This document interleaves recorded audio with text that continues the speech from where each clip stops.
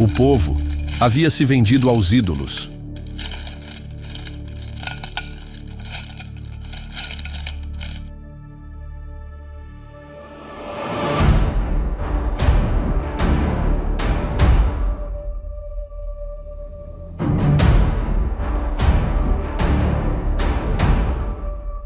Por 8 anos, Cushan-Rishathaim dominou com punhos de ferro.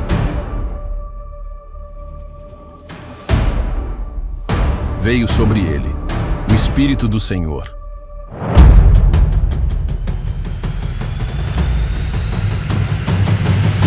Otniel, um homem revestido pelo céu.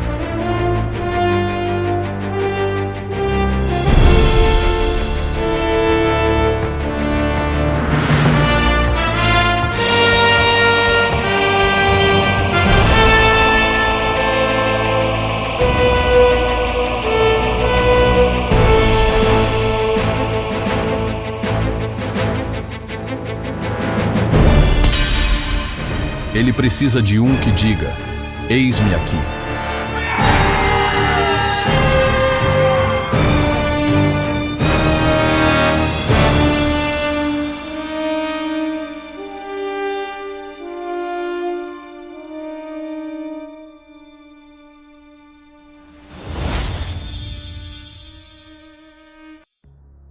O livro de Juízes é como uma ponte entre a conquista de Canaã e a monarquia de Israel.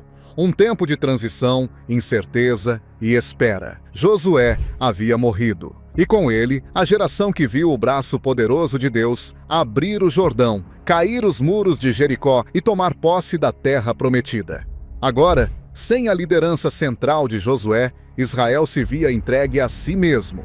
Cada tribo seguia seu próprio rumo, sem uma direção comum, sem um líder espiritual ou político. Era o tempo em que, como repete o livro, não havia rei em Israel. Cada um fazia o que parecia certo aos seus próprios olhos. Juízes capítulo 17, versículo 6. Esse período foi marcado por um ciclo vicioso e trágico. Um povo que conhecia os feitos de Deus, mas logo os esquecia. Um povo que se afastava da aliança, adorava deuses estranhos, era oprimido por nações vizinhas, clamava por socorro e então era livrado por um juiz, um libertador levantado por Deus. Esse ciclo se repete várias vezes ao longo do livro, como uma espiral que a cada volta afunda Israel mais profundamente na decadência espiritual. Juízes capítulo 2, versículos 16 ao 19, resume esse padrão com clareza. Então, o Senhor levantou juízes que os libertaram das mãos dos que os saqueavam. Contudo, nem aos seus juízes deram ouvidos, pois se prostituíram após outros deuses e os adoraram. Depressa se desviaram do caminho em que andaram seus pais. É como se cada geração estivesse mais longe de Deus do que a anterior. O estudioso Barry G. Webb, autor do comentário The Book of Judges, Nicot, descreve esse livro não apenas como um registro histórico, mas como um espelho para a alma de uma nação. Ele afirma que Juízes é um retrato de uma sociedade que perdeu o senso de identidade espiritual. Uma terra sem rei, mas, sobretudo, um povo sem Deus. Mas mesmo em meio à escuridão, a luz da misericórdia divina brilha. Deus não abandona. Ele levanta libertadores, envia o seu Espírito, restaura a esperança. E é nesse cenário de crise que surge a figura de Otniel, o primeiro juiz, o primeiro libertador, revestido pelo Espírito do Senhor para quebrar as correntes da opressão. E assim, a história começa. Quando abrimos a Bíblia em Juízes capítulo 3, versículo 7, lemos uma das declarações mais tristes e impactantes sobre o estado de um povo que havia sido escolhido, libertado e estabelecido por Deus. Os filhos de Israel fizeram o que era mal aos olhos do Senhor e se esqueceram do Senhor, seu Deus, e serviram aos Baalins e aos postes ídolos. Essa não é uma frase qualquer. É o diagnóstico de uma crise espiritual profunda. O texto diz que Israel se esqueceu do Senhor. Não é que Deus tivesse deixado de existir para eles, mas foi deixado de lado, substituído por ídolos, trocado por figuras feitas de madeira e pedra. Eles serviram aos Baalins, plural de Baal, o deus cananeu da tempestade e fertilidade, e aos postes ídolos, símbolos associados à deusa Aserá, considerada consorte de Baal em diversas culturas cananeias. Esses cultos envolviam rituais sexuais, sacrifícios de crianças e uma mistura de religião com política e opressão social. As escavações em Ras Shamra, na atual Síria, antiga cidade de Ugarit, revelaram centenas de tábuas de argila escritas em alfabeto cuneiforme ugarítico. Nessas tábuas, os estudiosos encontraram textos mitológicos que descrevem os feitos de Baal, sua rivalidade com Mot, deus da morte, e seu relacionamento com Aserá. Essas descobertas, feitas por arqueólogos franceses no final da década de 1920 e amplamente estudadas desde então, lançam luz sobre o tipo de idolatria que seduzia os israelitas naquela época. Era mais do que uma simples troca de nomes. Servir a Baal era participar de um sistema espiritual inimigo de tudo o que Deus revelou a Moisés no Monte Sinai. Em Êxodo capítulo 20, versículos 3 a 5, está escrito: Não terás outros deuses diante de mim. Não farás para ti imagem de escultura. Não te encurvarás a elas nem as servirás. E foi exatamente isso que Israel fez. Abandonou a adoração exclusiva ao Senhor. Rendeu-se à cultura dominante. Misturou fé com conveniência, religiosidade com sensualidade, espírito com carne. E o resultado? A ira do Senhor se acendeu contra Israel. A idolatria nunca é apenas uma questão de religião. É uma traição da aliança, uma ruptura da identidade, uma rendição do coração. O povo que deveria ser luz para as nações tornou-se sombra entre elas. Se essa história está tocando o seu coração, escreva Amém nos comentários. E se ainda não é inscrito, inscreva-se agora mesmo para não perder os próximos capítulos desta jornada incrível, porque a história de Otniel está só começando. Com o coração entregue à idolatria e os olhos desviados do Senhor, Israel se torna vulnerável. E não demorou muito para que essa fragilidade espiritual se tornasse fraqueza nacional. O texto sagrado, em Juízes capítulo 3, versículo 8, nos diz: Então a ira do Senhor se acendeu contra Israel, e ele os entregou nas mãos de Cushan-Rishathaim, rei da Mesopotâmia. E os filhos de Israel serviram a Cushan-Rishathaim por 8 anos. O nome Cushan-Rishathaim não é comum. É, na verdade, bastante raro nas Escrituras. Seu significado provável é Cushan, o duplamente perverso. Uma forma hebraica irônica, talvez até sarcástica, de enfatizar sua maldade. Não era apenas um rei estrangeiro. Era um opressor cruel, representante da punição divina contra o pecado do povo. A terra que ele governava é chamada Aram Naharaim, literalmente Aram dos Dois Rios, conhecida por nós como a Mesopotâmia Superior. Uma região rica, fértil, mas também militarmente poderosa, com raízes em civilizações antigas como a dos acádios e assírios. Os registros arqueológicos, especialmente as inscrições da Biblioteca de Assurbanipal, em Nínive, falam de reinos que dominavam rotas comerciais e cidades fortificadas no norte da Mesopotâmia por volta do 2º milênio antes de Cristo. Embora Cushan-Rishathaim não seja citado por nome em documentos externos até agora encontrados, sua figura se encaixa no perfil de líderes regionais que naquele tempo impunham tributos pesados sobre povos dominados. A arqueóloga Kathleen Kenyon, que trabalhou em escavações na região de Jericó, descreveu como essas dominações eram frequentemente baseadas não apenas em poder militar, mas em alianças quebradas e em fraquezas internas de sociedades em decadência espiritual. A opressão durou 8 anos. Imagine isso: 8 anos de humilhação, tributos forçados, domínio estrangeiro e um silêncio divino que fazia o céu parecer distante. A mesma terra que manava leite e mel, agora era oprimida por um estrangeiro impiedoso.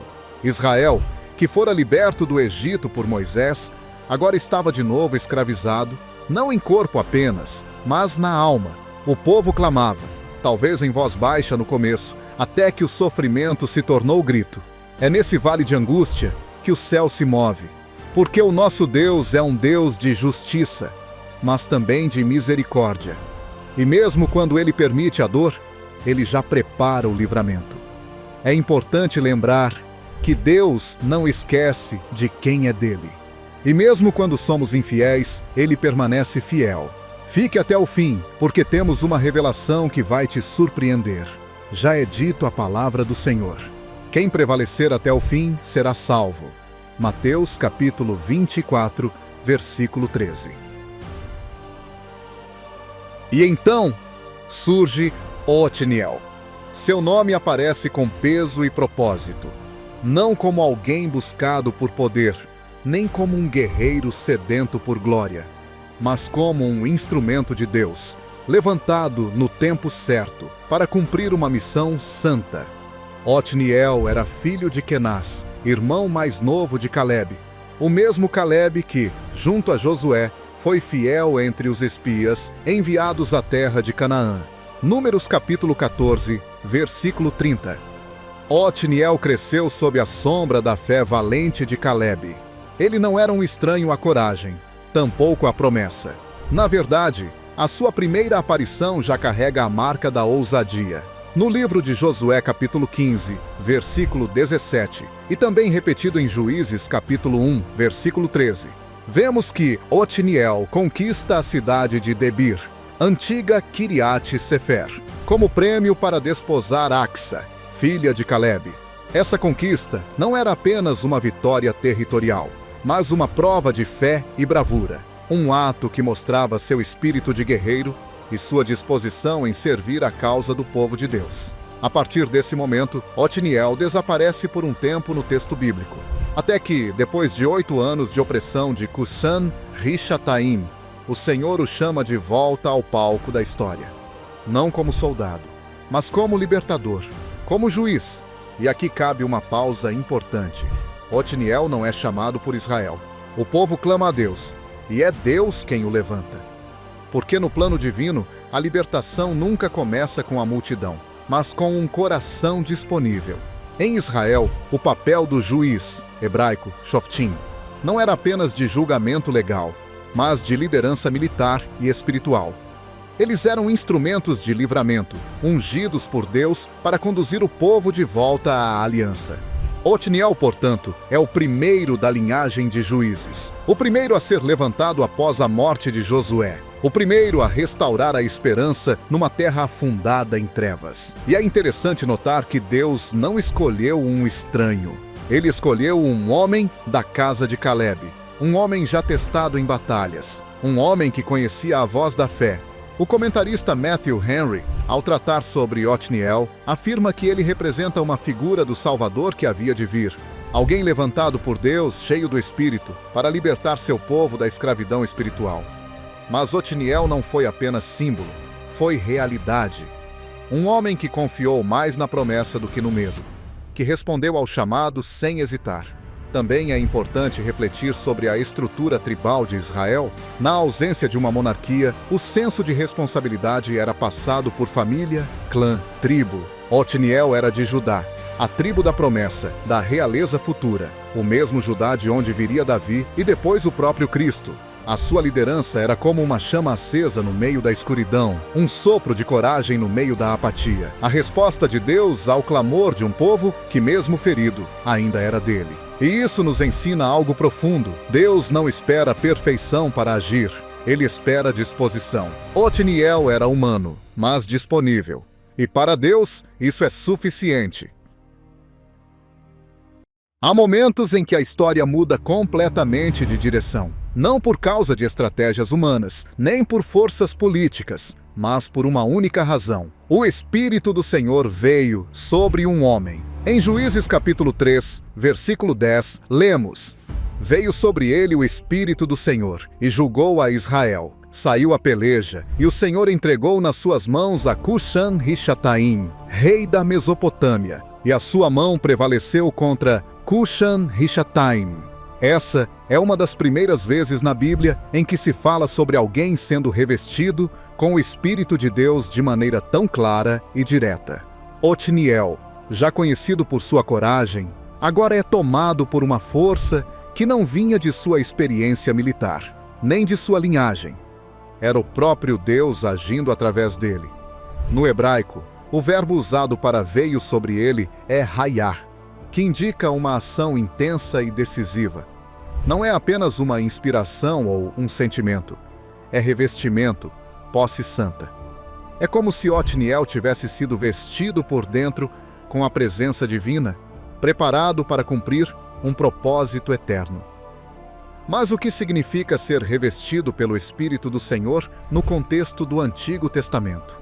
Ao longo das Escrituras, vemos que o Espírito de Deus vinha sobre pessoas em momentos específicos, para missões específicas.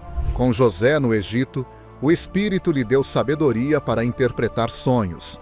Gênesis capítulo 41, versículo 38.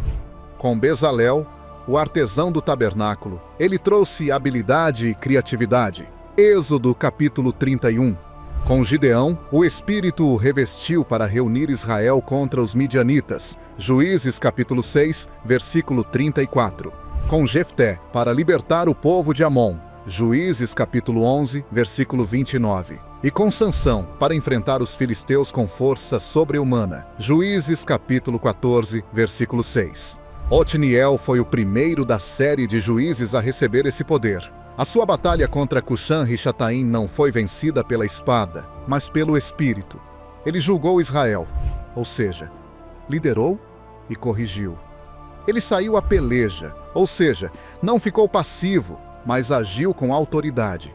E ele prevaleceu, ou seja, cumpriu o propósito para o qual havia sido chamado. O teólogo Leon J. Wood, em seu livro The Holy Spirit in the Old Testament, explica que a ação do Espírito antes do Pentecostes era seletiva e temporária. Deus escolhia indivíduos para tarefas pontuais, e o Espírito vinha sobre eles de maneira poderosa. Esse revestimento espiritual era um selo de aprovação divina e uma evidência clara de que Deus estava presente, conduzindo os rumos da história. Na época de Otniel, o povo não possuía a plenitude do Espírito, como prometido em Joel capítulo 2, versículo 28. Derramarei do meu Espírito sobre toda a carne. Mas mesmo assim, quando Deus decidia agir, ele agia com plenitude. E isso foi o que mudou tudo. Otniel se tornou mais do que um guerreiro. Ele se tornou um sinal vivo da misericórdia de Deus. Alguém que, pela unção do Espírito, libertou uma nação inteira e restaurou sua dignidade. Ele não era apenas corajoso, ele era capacitado. Não era apenas esforçado, ele era escolhido. E há uma lição aqui para nós. Não importa o quão escuro seja o tempo. Quando o Espírito do Senhor se move, até o impossível se curva. Nos dias de hoje, muitos ainda vivem sob a opressão de suas próprias Mesopotâmias, medos, vícios, depressão, incredulidade. Mas Deus ainda levanta Otniéis. Deus ainda sopra sobre os dispostos. Deus ainda unge. E assim como o Espírito veio sobre Otniel, ele pode vir sobre nós, não com espadas ou exércitos, mas com poder, autoridade e libertação. Essa história não é só sobre o passado, é sobre o presente, porque o mesmo Deus que revestiu Otniel com seu Espírito deseja hoje preencher corações que estão sedentos por transformação. Talvez você esteja sentindo que seus dias têm sido como os 8 anos de opressão de Israel, longos, pesados, silenciosos. Mas a boa notícia é que o Espírito ainda vem, e quando ele vem, ele levanta, fortalece e dá vitória. Fique até o fim, porque temos uma revelação que vai te surpreender. Já é dito a palavra do Senhor: quem prevalecer até o fim será salvo. Mateus capítulo 24, versículo 13. Com o Espírito do Senhor sobre ele, Otiniel não hesita, ele se levanta, revestido de autoridade espiritual e coragem celestial. O primeiro juiz de Israel lidera uma campanha militar que não é descrita em detalhes táticos na Bíblia. E isso é muito revelador. O foco não está na estratégia, mas na intervenção divina. O centro da narrativa não é Otiniel, mas o próprio Deus agindo por meio dele. A vitória sobre Cushan-Rishathaim, o rei da Mesopotâmia, é declarada em poucas palavras no texto sagrado. E o Senhor entregou nas suas mãos a Cushan-Rishathaim. Juízes capítulo 3, versículo 10. É uma sentença curta, mas carregada de poder. Porque quando Deus entrega algo nas mãos de alguém, a vitória já está decretada. Historicamente, a ausência de detalhes geográficos precisos sobre onde essa batalha aconteceu pode ser um sinal de que a narrativa não deseja exaltar o campo de guerra, mas a guerra espiritual travada nos bastidores do coração do povo.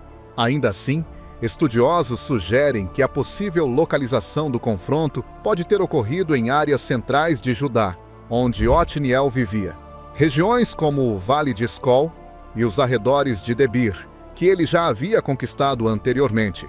Josué capítulo 15, versículo 15, são citadas como pontos de influência de sua liderança militar.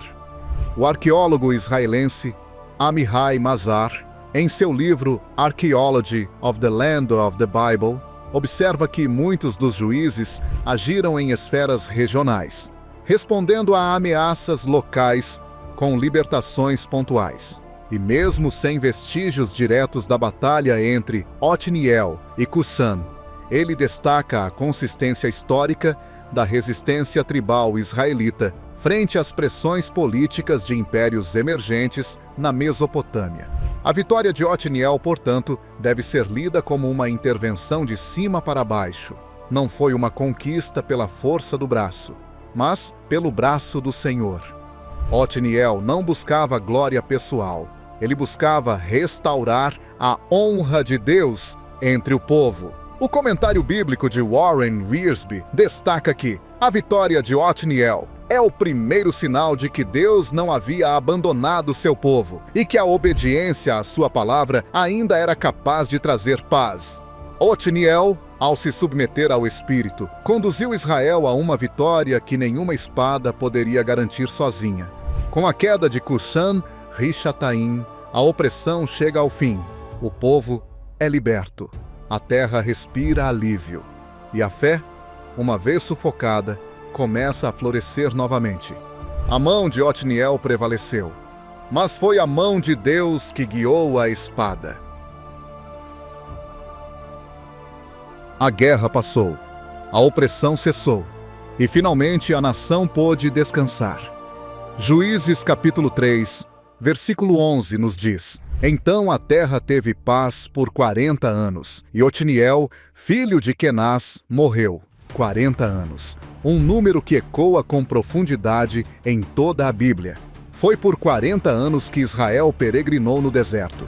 Moisés passou 40 dias no Monte Sinai. Elias andou 40 dias até Horebe. Jesus jejuou por 40 dias no deserto. O número 40 nas Escrituras representa prova, transição e muitas vezes cumprimento. Neste caso, 40 anos de paz significam o tempo de uma geração inteira, desfrutando do fruto da obediência, da liderança justa e do livramento operado por Deus.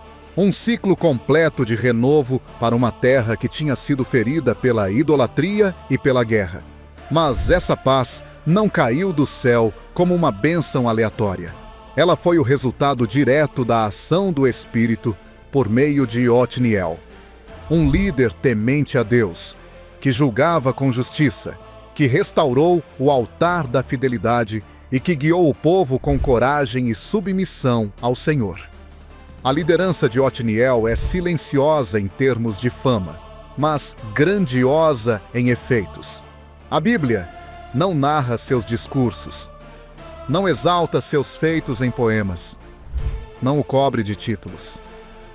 Mas o que diz é suficiente. A terra teve paz. E essa é a maior consagração que um líder pode receber. Ver o povo em descanso, o altar em honra, a fé preservada. Esse tempo de paz também nos revela algo importante. A obediência traz consequências duradouras. Enquanto o pecado gera opressão e destruição, a fidelidade gera estabilidade e segurança. Quando o Espírito guia, a espada vence. Quando a justiça reina, a paz floresce. Otniel morreu. Sim, como todo ser humano, sua jornada chegou ao fim. Mas o legado que deixou, o legado de fé, bravura e entrega, moldou uma geração. Até hoje, seu nome ecoa como o primeiro de uma série de libertadores que, mesmo falhos, foram usados por Deus para mostrar que a salvação não está em reis terrenos, mas no Senhor dos Exércitos.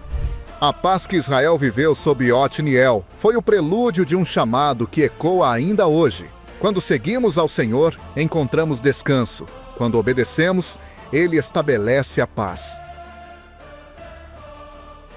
A história de Otniel pode parecer curta nas páginas das Escrituras, mas é imensa em significado. Ele foi o primeiro juiz de Israel, o primeiro a ser revestido pelo Espírito do Senhor, o primeiro a libertar seu povo da opressão após o período da conquista. Em poucas linhas, sua vida nos entrega lições que reverberam até os nossos dias. A primeira grande verdade que salta diante de nós é esta: Deus usa pessoas comuns para cumprir propósitos extraordinários. Otniel não era um profeta, nem um rei. Era um guerreiro fiel, um homem da casa de Caleb, que vivia sua vida até que, no momento certo, Deus o chamou. Ele não buscou a missão veio até ele. E ele respondeu com obediência. Deus não precisa de talentos extraordinários. Ele procura corações disponíveis. A segunda lição é que o Espírito de Deus é essencial para a vitória espiritual. Otniel era corajoso, sim, mas sua vitória contra Cushan-Rishathaim não foi fruto apenas de habilidade. Foi resultado do revestimento do Espírito. Foi o Espírito que capacitou, fortaleceu, direcionou. Essa realidade ainda é verdadeira. Sem o Espírito, nossas lutas são em vão. Com o Espírito, até o impossível se curva. Também aprendemos que a obediência à palavra traz libertação e paz. Israel colheu as consequências do pecado com 8 anos de sofrimento. Mas quando clamaram e foram guiados por um homem obediente ao Senhor, experimentaram 40 anos de paz. Obedecer pode parecer difícil no início, mas desobedecer sempre custa mais caro. A fidelidade, mesmo em tempos difíceis, abre caminho para o favor de Deus. Por fim, Otniel é um tipo de Cristo, um libertador levantado por Deus, um homem revestido do Espírito, que lidera o povo da opressão à liberdade, um símbolo profético daquele que viria séculos depois. Jesus, o verdadeiro juiz, o verdadeiro libertador, o único que pode nos dar paz eterna. E o que essa história diz para nós hoje? Que você também pode ser um Otniel, que no meio da crise, da opressão espiritual, da confusão deste mundo, Deus ainda levanta homens e mulheres revestidos por seu Espírito para restaurar lares, igrejas, comunidades. Você não precisa ser perfeito, apenas disponível. O tempo de paz ainda pode vir, mas começa com uma entrega. Começa com uma resposta. Começa com alguém dizendo: "Eis-me aqui, Senhor." Você acabou de conhecer a história de um homem que foi pouco falado, mas muito usado. Otniel, o primeiro juiz, o primeiro libertador. Um nome que talvez passe despercebido aos olhos apressados, mas que guarda um testemunho vivo e necessário para os dias de hoje. Otniel viveu em uma geração esquecida, um tempo em que o povo de Deus havia se desviado, um tempo em que a idolatria tinha tomado o lugar da fé, um tempo em que a opressão durava ano após ano, e o céu parecia calado. Mas Otniel nos lembra de algo muito importante. Mesmo em tempos de apostasia, Deus levanta libertadores. Ele era um homem comum, um guerreiro fiel, um servo discreto. Mas quando o Espírito do Senhor veio sobre ele, tudo mudou. Aquilo que parecia impossível, derrubar um rei estrangeiro, libertar uma nação inteira, restaurar a paz, tornou-se realidade. Não pela força, não pela fama, mas pelo Espírito de Deus. Essa mesma verdade ecoa até hoje. A opressão espiritual continua. Muitas pessoas vivem presas em correntes invisíveis. Medo, ansiedade, mágoas, vícios, incredulidade, frieza na fé. São como Israel nos dias de Cushan-Rishataim, vivendo há anos longe do propósito original. Mas escute bem, Deus ainda age. Ele ainda ouve o clamor e Ele ainda envia libertação. Hoje, o mesmo Espírito que veio sobre Otniel está disponível para você. O véu foi rasgado, o acesso foi aberto. Você não precisa esperar um juiz surgir em seu lugar. Você pode ser a resposta de Deus para a sua casa, sua família, sua cidade. Você pode ser o Otniel da sua geração. A Bíblia nos ensina em Zacarias capítulo 4, versículo 6. Não por força, nem por violência, mas pelo meu Espírito, diz o Senhor dos Exércitos. A sua força pode falhar, mas o Espírito de Deus jamais falha. Quando Ele te reveste, você vence guerras que nem sabia que existiam. Por isso, receba hoje esse desafio. Não aceite viver 8 anos em opressão. Não aceite carregar correntes que Cristo já quebrou. Não aceite um silêncio que pode ser rompido com um simples clamor. Deus está te chamando. E talvez, assim como Otniel, você esteja vivendo a sua vida normalmente, sem imaginar que foi escolhido. Mas Ele está olhando para você e está dizendo: levanta-te, eu sou contigo. E se essa mensagem tocou o seu coração, então é hora de agir. Já se inscreveu? Se ainda não, essa é a hora. Inscreva-se, deixe o like e comente aqui embaixo. Sua interação ajuda essa mensagem a chegar a mais corações sedentos por libertação. E se você gostou do nosso conteúdo e quer ajudar o canal a levar mensagens como esta para mais pessoas, então seja nosso parceiro. Clique no botão Seja Membro. Com isso, você terá acesso a conteúdos exclusivos, bastidores, estudos mais profundos e fará parte de uma comunidade que deseja crescer espiritualmente juntos. Obrigado por ficar até aqui. Que o Espírito do Senhor também te revista, que a sua casa viva dias de paz e que, assim como Otniel, você seja lembrado como alguém que se levantou quando o povo mais precisava. Deus te abençoe.